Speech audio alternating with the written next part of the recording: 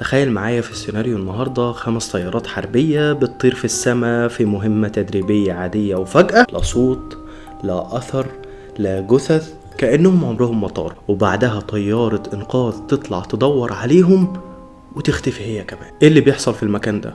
وهل فعلا مثلث برمودا منطقة ملعونة، ولا في سر أعمق وأخطر من كل ما يقال عنه؟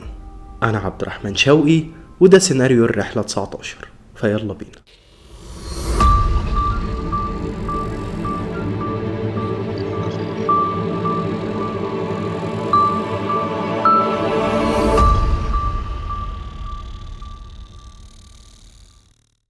في وقت كان العالم لسه خارج من جحيم الحرب العالمية التانية، الحرب اللي خلصت بالمناسبة في أغسطس 1945، وده يعني خلينا نقول إنه كان قبل 3 شهور بس من الرحلة 19. الحقيقة أوروبا كانت كلها كوم تراب، واليابان بقت مدن رمادية من القنابل الذرية. أما في نص المحيط الأطلنطي فكانت أمريكا تحولت من بلد منهارة اقتصاديا بعد الكساد العظيم لقوة عظمى، عندها قواعد جوية وبحرية في كل حتة تقريبا. وبرغم أن أمريكا كسبت الحرب عسكريا، لكنها كانت بتواجه تحدي كبير: ازاي تقدر ترجع تدمج ملايين الجنود الموجودين في كل الجبهات، وازاي تحافظ على اقتصاد بقى معتمد بشكل كبير على الصناعات الحربية.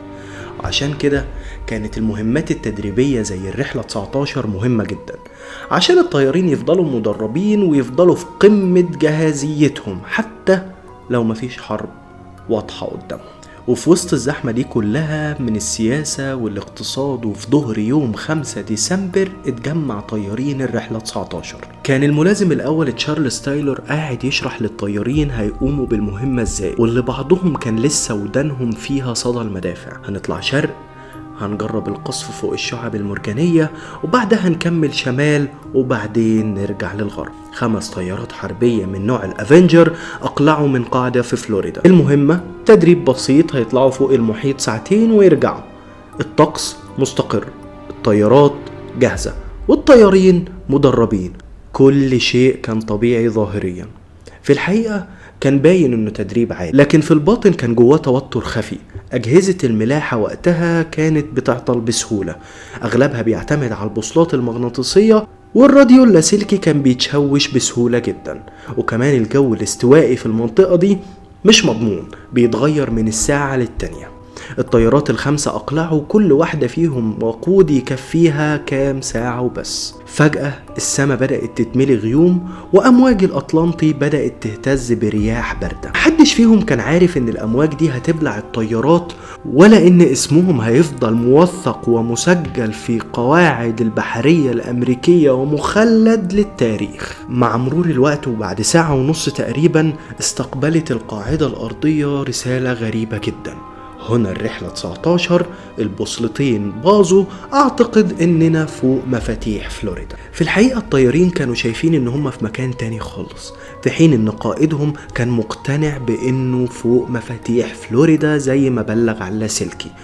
الاوامر فضلت تلخبطهم بشكل كبير جدا، ومع ان الغروب قرب محدش فيهم كان سامع غير جملة واحدة بس: لما اول طيارة تهبط الكل ينزل معاه. وفي نفس اللحظة دي طلعت طيارة من القاعدة الأرضية عشان تسابق الجو وتسابق الضلمة وتلحق الرحلة 19، ولكن المفاجأة إن هي كمان اختفت. مع الوقت حكى أفراد كانوا على ناقلة نفط إنهم شافوا كرة لهب موجودة في السماء وفجأة اختفت. بس خلينا نسأل، هل دي كانت أول مرة لمثلث برمودا؟ وهل دي أول واقعة حصلت في المكان ده؟ في الحقيقة إنه الإجابة كانت لأ.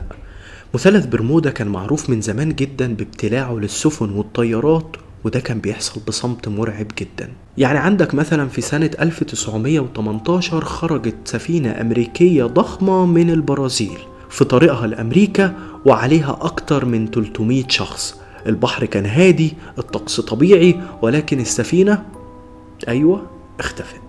لا نداء استغاثة ولا حطام ولا حتى جثة.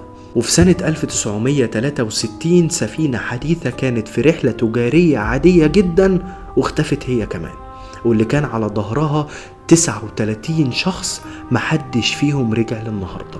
ولكن الحادثة الأغرب 1881 سفينة بريطانية كانت بتعدي من المحيط الأطلسي، وفجأة شافوا قدامهم سفينة ماشية لوحدها في البحر من غير بحار. طاقم السفينة قرر انه ينقل مجموعة من البحارين الموجودة عليها للسفينة الفاضية عشان يخرجوها للمينا مع السفينة الأم، ولكن بعد أيام قليلة جدا السفينة دي كمان اختفت.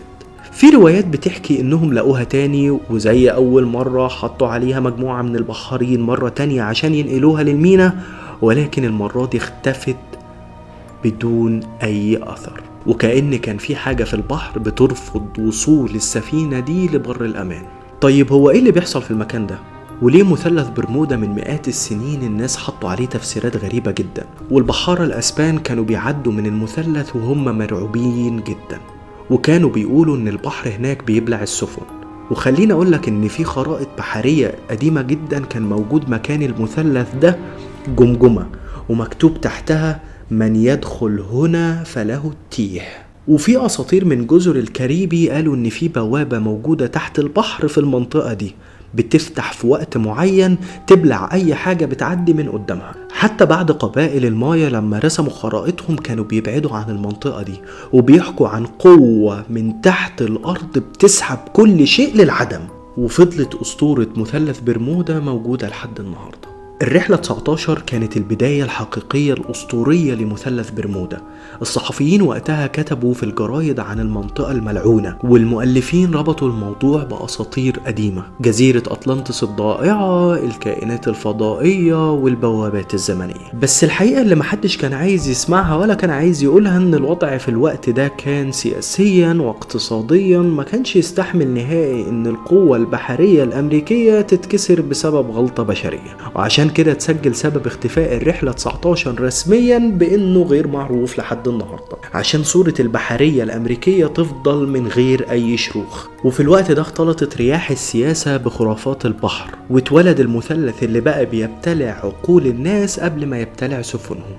خلينا نتفق ان علماء المحيطات استقروا على قواعد وتفسيرات منطقية جدا، كان من أولها أعطال البوصلات بسبب اختلاف الخطوط المغناطيسية في المنطقة دي، أو غاز الميثان اللي ممكن يطلع فجأة ويقلل كثافة المياه في المحيط، الأعاصير اللي بتظهر فجأة وتقلب السفن الصغيرة، أو حتى تيار الخليج السريع اللي بيبلع الحطام وبياخده لمئات الأميال بعيد عن منطقة المثلث نفسه. بس خليني أقولك إن كل ده في الحقيقة ما كانش مهم أبدا لجيل كان بيدور على أي حكاية يعلق عليها رعب ما بعد الحرب العالمية التانية، وكبرت الأسطورة في كل كتاب وكل جريدة وكل فيلم وكل حكاية اتعملت عليها. بقى مثلث برمودا مرادف للغموض اللي بيخليهم يرتاحوا شوية من فكرة ان اللي حصل غلطة بشرية. وسط الدوشة وبرودة الاقتصاد وحسابات ما بعد الحرب العالمية التانية، راحت أصوات الرحلة 19 ما بين الأمواج، محدش لقى ليهم لا حطام ولا حتى جثة، والبحر بصمته الرهيب فضل يحفظ أسراره من غير ما يبوح بيها لحد.